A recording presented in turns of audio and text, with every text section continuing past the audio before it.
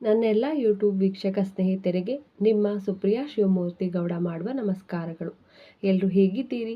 ಚೆನ್ನಾಗಿದ್ದೀರಾ ಅಂತ ಭಾವಿಸ್ತಾ ರಾಮಾಯಣದ 121ನೇ ಭಾಗವನ್ನು ನಾನೀಗ ಪ್ರಾರಂಭಿಸ್ತಾ ಇದ್ದೀನಿ ಸ್ನೇಹಿತರೆ. ತನ್ನ ಬಿಲ್ಲಿನ ಎದೆಯನ್ನು ಅಕರ್ಣಾಂತಕವಾಗಿ ಎಳೆದ ರಾಮನು, ರಾಕ್ಷಸರಲ್ಲಿ ಅದಮನೆ, ನೀನು ನನ್ನ ಮುಂದೆ ಇನ್ನೊಂದು ಕ್ಷಣ ನಿಂತರೆ ನನ್ನ ಬಾಣಗಳು ನಿನ್ನನ್ನು ಯಮಲೋಕಕ್ಕೆ ರವಾನಿಸುತ್ತವೆ ಎಂಬ ಸವಾಲನ್ನೆಸೆದನು. ತನ್ನ ತಲೆಯನ್ನು ಮೇಲೆತ್ತಿದ ಕುಂಭಕರ್ಣನು ರಾಮನನ್ನು ತನ್ನ ಎದುರಿಗೆ ಕಂಡು ಅತ್ಯಾನಂದಪಟ್ಟನು. ಆನಂದದಿಂದ ನಕ್ಕ ಅವನು, ಎಂತಹ ಒಳ್ಳೆ ಭಾಗ್ಯ! ನೀನು ನನಗೆ ಇಂತಹ ಅವಕಾಶವನ್ನು ಕರುಣಿಸಿರುವುದರಿಂದ ನಾನು ನಿನ್ನನ್ನು ಕೂಡಲೇ ಕಬಳಿಸುತ್ತೇನೆ ಎಂದನು. ಆಗ ರಾಮನು ಬಾಣಗಳ ಸುರಿಮಳೆಗೈದನು. ಆದರೆ ಅದರಿಂದ ಕ್ಷೋಭೆಗೆ ಒಳಗಾಗದಿದ್ದ ಕುಂಭಕರ್ಣನು ಒಂದು ಭಯಾನಕವಾದ ಗದೆಯನ್ನು ತೆಗೆದುಕೊಂಡು ತನ್ನ ವೈರಿಯನ್ನು ಸಾಯಿಸಲು ಆಶಿಸಿದನು. ರಾಮನನ್ನು ಕಂಡ ಕುಂಭಕರ್ಣನು ಅತ್ಯಾಶ್ಚರ್ಯವಾಗಿ ಅವರನ್ನು ನೋಡುತ್ತಾ ನಿಂತನು. ಅವರಲ್ಲಿ ಶ್ರೀಮನ್ ಮಹಾವಿಷ್ಣುವನ್ನು ಕಂಡಂತಹ ಕುಂಭಕರ್ಣನು ತನ್ನ ಇಂದಿನ ಜನ್ಮದಲ್ಲಿ ತಾನು ವೈಕುಂಠದಲ್ಲಿ ಪಡೆದಂತಹ ಶಾಪದಿಂದಾಗಿ ಈ ಒಂದು ರಾಕ್ಷಸ ಕುಲದಲ್ಲಿ ಹುಟ್ಟಿರುವೆನು, ಹಾಗೆ ಈ ಶ್ರೀರಾಮಚಂದ್ರ ಪ್ರಭುವಿನಿಂದಲೇ ತನ್ನ ಮರಣವು ಎಂದು ತಿಳಿದ ಅವನು ಯುದ್ಧವನ್ನು ಮುಂದುವರೆಸಿದರೆ ಮಹಾವಿಷ್ಣುವಿನಿಂದ ಮೋಕ್ಷವನ್ನು ಪಡೆಯುವೆ ಎಂದು ತಿಳಿದ ಕುಂಭಕರ್ಣನು ಯುದ್ಧಕ್ಕೆ ಮುಂದಾದನು. ಆಗ ಒಂದು ಪ್ರಬಲವಾದ ವಾಯು ಅಸ್ತ್ರವನ್ನು ಆಹ್ವಾನಿಸಿದ ರಾಮನು ಗದೆಯನ್ನು ಹಿಡಿದಿದ್ದ ಆ ದೈತ್ಯಾಕಾರದ ರಾಕ್ಷಸನ ಬಲಗೈಯನ್ನು ಕತ್ತರಿಸಿದನು.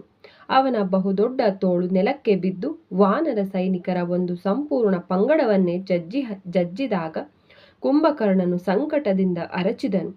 ಕೋಪದಿಂದ ಹುಚ್ಚನಾದ ಕುಂಭಕರ್ಣನು ತನ್ನ ಎಡತೋಳಿನಿಂದ ಒಂದು ದೊಡ್ಡ ಮರವನ್ನು ಕಿತ್ತುಕೊಂಡು ರಾಮನ ಕಡೆಗೆ ಧಾವಿಸಿದನು.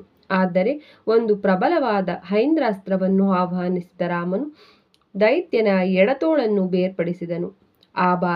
ಆ ಒಂದು ಭಾರಿ ಪ್ರಮಾಣದ ಕೈ ಕೆಳಗೆ ಬಿದ್ದು ಉರುಳಿದಾಗ ಅನೇಕ ವಾನರರು ಮತ್ತು ರಾಕ್ಷಸರು ಜಜ್ಜಿ ಹೋದರು. ಎರಡು ಕೈಗಳನ್ನು ಕಳೆದುಕೊಂಡ ಕುಂಭಕರ್ಣನು ಜೋರಾಗಿ ಗರ್ಜಿಸುತ್ತಾ ರಾಮನೆಡೆಗೆ ಧಾವಿಸಲು ಮುಂದುವರೆದನು. ನಂತರ 2 ಬಾಣಗಳನ್ನು ಪ್ರಯೋಗಿಸಿದ ರಾಮನು ರಾಕ್ಷಸನ ಕಾಲುಗಳನ್ನು ಕತ್ತರಿಸಿದನು. ಆದರೂ ರಾಮನನ್ನು ಕೊಲ್ಲಲು ಆಶಿಸಿದ ಕುಂಭಕರ್ಣನು ತನ್ನ ಭಯಾನಕವಾದ ಬಾಯಿಯನ್ನು ತೆರೆದಿಟ್ಟುಕೊಂಡು ರಾಮನ ಕಡೆಗೆ ಕೋಪೋನ್ಮತ್ತನಾಗಿ ತೆವಳಿಕೊಂಡು ಹೋದನು. ದೃಢಚಿತ್ತದೊಂದಿಗೆ ಸಮೀಪಿಸುತ್ತಿದ್ದ ಕುಂಭಕರ್ಣನನ್ನು ಕಂಡ ರಾಮನು ಅವನ ತೆರೆದಿದ್ದ ಬಾಯಿಯಲ್ಲಿ ಎಷ್ಟು ಬಾಣಗಳನ್ನು ತುಂಬಿದನೆಂದರೆ ಆ ಬೃಹತ್ ರಾಕ್ಷಸನು ಮೇಲುಸಿರು ಬಿಡಲಾರಂಭಿಸಿದನು. ಕಡೆಗೆ ತೀವ್ರವಾದ ನೋವಿನಿಂದ ಪ್ರಜ್ಞೆ ಕಳೆದುಕೊಳ್ಳುತ್ತಿದ್ದ ಕುಂಭಕರ್ಣನನ್ನು ನೆಲಕ್ಕುರುಳಿದನು. ರಾಮನು ಇನ್ನೊಂದು ಐಂದ್ರಾಸ್ತ್ರವನ್ನು ಪ್ರಯೋಗಿಸಿದಾಗ ಆಕಾಶದುದ್ದಕ್ಕೂ ಮಿನುಗುತ್ತಾ ಎಲ್ಲ ದಿಕ್ಕುಗಳನ್ನು ಬೆಳಗಿದ ಆ ಅಸ್ತ್ರವು ಕುಂಭಕರ್ಣನ ತಲೆಯನ್ನು ಕತ್ತರಿಸಿತು. ಕುಂಭಕರ್ಣನ ದೈತ್ಯಾಕಾರದ ದೇಹವು ಸಮುದ್ರದಲ್ಲಿ ಅಪ್ಪಳಿಸಿ ಬಿದ್ದಾಗ ಅದು ಅನೇಕ ದೊಡ್ಡ ದೊಡ್ಡ ಮೀನುಗಳನ್ನು ಮತ್ತು ಮೊಸಳೆಗಳನ್ನು ಜಜ್ಜಿತು. ಪೂರ್ಣ ಚಂದ್ರನಂತೆ ಹೊಳೆಯುತ್ತಿದ್ದ ಅವನ ತಲೆಯು ಲಂಕೆಯ ರಾಜಮಾರ್ಗದಲ್ಲಿ ಬಿದ್ದಾಗ ದೊಡ್ಡ ಅರಮನೆಯನ್ನು, ರಕ್ಷಣಾ ಗೋಡೆಗಳನ್ನು ಮತ್ತು ಹೆಬ್ಬಾಗಿಲುಗಳನ್ನು ಅದು ನಾಶ ಮಾಡಿತು. ಆಕಾಶದಲ್ಲಿದ್ದ ದೇವತೆಗಳು ಸಂತೋಷದಿಂದ ಕೂಗಿದಾಗ ವಾನರರೆಲ್ಲರೂ 5 ಕಂಠಗಳುಳ್ಳವರಂತೆ ರಾಮನ ವಿಜಯಗಾಥೆಯನ್ನು ವರ್ಣಿಸತೊಡಗಿದರು. ಕುಂಭಕರ್ಣನ ಸಂಬಂಧಿಕರು ದುಃಖಿಸಲಾರಂಭಿಸಿದಾಗ ರಾಮನು ತನ್ನ ವೀರ ಕಾಯಕದಿಂದ ಅಲೌಕಿಕ ಸಂತೋಷವನ್ನು ಅನುಭವಿಸಿದನು. ಕುಂಭಕರ್ಣನ ತಲೆಯು ನಗರದ ಹೆಬ್ಬಾಗಿಲಿಗೆ ಅಡ್ಡವಾಗಿದೆ ಎಂದು ಮತ್ತು ಅವನ ಬೃಹದಾಕಾರದ ಮೃತದೇಹವು ಸಮುದ್ರದಲ್ಲಿ ಅರ್ಧ ಮುಳುಗಿದೆ ಎಂದು ರಾವಣನಿಗೆ ಮಾಹಿತಿ ನೀಡಲಾಯಿತು. ಈ ವಿಷಯವನ್ನು ಕೇಳಲಾಗದೆ ರಾವಣನು ಮೂರ್ಛಿತನಾದನು. ಬಳಿಕ ಚೇತರಿಸಿಕೊಂಡ ಅವನು, ಕುಂಭಕರ್ಣನಿಲ್ಲದೆ ನಾನು ಬದುಕಿರಲಾರೆ, ಅವನಿಲ್ಲದೆ ಜೀವನಕ್ಕೆ ಯಾವ ಅರ್ಥವೂ ಇಲ್ಲ. ವಿಭೀಷಣನ ಮಾತುಗಳನ್ನು ಕೇಳದೆ ನಾನು ಎಂತಹ ತಪ್ಪು ಮಾಡಿದೆ ಎಂದು ಗೋಳಾಡಿದನು.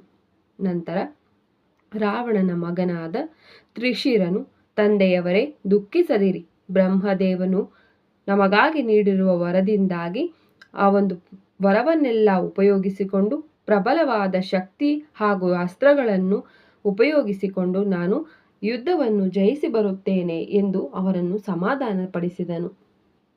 ನಮ್ಮ ಬಳಿ ಇರುವಂತಹ ಪ್ರಬಲವಾದ ಶಕ್ತಿ ಹಾಗೂ ಅಸ್ತ್ರಗಳು ನನ್ನ ಬಳಿ ಇವೆ. ನನ್ನ ಸಹೋದರರಾದ ದೇವಾಂತಕ, ನರಾಂತಕ ಮತ್ತು ಅತಿಕಾಯರೆಲ್ಲರೂ ಮಾಯಾ ಯುದ್ಧದಲ್ಲಿ ಕುಶಲಿಗರು ಮತ್ತು ಆಕಾಶದಲ್ಲಿ ಆರುತ್ತಾ ಯುದ್ಧ ಮಾಡಬಲ್ಲವರು. ನಾವೆಲ್ಲರೂ ಒಮ್ಮೆಲೆ ಹೋಗಿ ರಾಮ, ಲಕ್ಷ್ಮಣ ಮತ್ತು ವಾನರ ಯೋಧರನ್ನು ಕೊಲ್ಲುತ್ತೇವೆ. ನಿಮ್ಮ ಹತಾಶೆಯನ್ನು ದಯವಿಟ್ಟು ತೊರೆದುಬಿಡಿ ಎಂದನು. ತ್ರಿಶಿರನ ಆಶ್ವಾಸನೆಯನ್ನು ಕೇಳಿ ರಾವಣನು ಚೇತರಿಸಿಕೊಂಡನು. ತನ್ನ 4 ಮಕ್ಕಳನ್ನು ಆಭರಣ ಹಾಗೂ ಹೂಮಾಲೆಗಳಿಂದ ಅಲಂಕರಿಸಿದ ರಾವಣನು ಅವರನ್ನು ಮಹಾಪಾಶ್ವ ಮತ್ತು ಮಹೋದರರ ಜೊತೆಯಲ್ಲಿ ಯುದ್ಧ ಮಾಡಲು ಕಳುಹಿಸಿದನು. ಆ 6 ಶಕ್ತಿಶಾಲಿ ಯೋಧರು ಯುದ್ಧ ಭೂಮಿಗೆ ಹೊರಟಾಗ ಅವರನ್ನು ಒಂದು ಅತಿ ದೊಡ್ಡ ರಾಕ್ಷಸ ಸೈನ್ಯವು ಹಿಂಬಾಲಿಸಿತು. 2 ಕಡೆಯ ಸೈನಿಕರು ಜೋರಾಗಿ ಕೂಗಿದಾಗ ಯುದ್ಧವು ಮತ್ತೆ ಪ್ರಾರಂಭವಾಯಿತು. ಸ್ನೇಹಿತರೆ, ರಾಮಾಯಣದ 121ನೇ ಭಾಗವನ್ನು ನಾನಿಲ್ಲಿಗೆ ಮುಕ್ತಾಯಗೊಳಿಸ್ತಿದ್ದೀನಿ. ನಾಳಿನ ಸಂಚಿಕೆಯಲ್ಲಿ ಭೇಟಿಯಾಗೋಣ ಅಂತ ಹೇಳ್ತಾ, ದಯವಿಟ್ಟು ಆದಷ್ಟು ಈ ಒಂದು ರಾಮಾಯಣವನ್ನು ಕೇಳಿ ಲೈಕ್ ಮಾಡಿ, ಬೇರೆಯವರಿಗೂ ಶೇರ್ ಮಾಡಿ, ಹಾಗೆ ಸಬ್ಸ್ಕ್ರೈಬ್ ಮಾಡ್ಕೊಳ್ಳಿ ಅಂತ ಕೇಳ್ತಾ, ನಿಮಗೆಲ್ಲರಿಗೂ ನನ್ನ ನಮಸ್ಕಾರ. ಹರ ಹರ ಮಹಾದೇವ್.